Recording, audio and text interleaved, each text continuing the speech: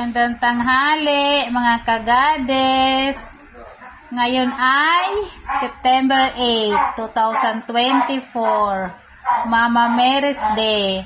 So ito ngayon ang lunch natin. Meron tayong kinilaw na labanos, pipino, inihaw na liempo, pansit, kanton, siyempre kanin, di mawawala, and ito yung calamansi lemonade. Yan lang, guys. Tara, let's eat.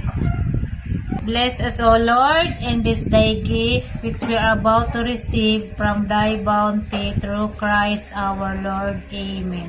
In the name of the Father, of the Son, of the Holy Spirit. Amen.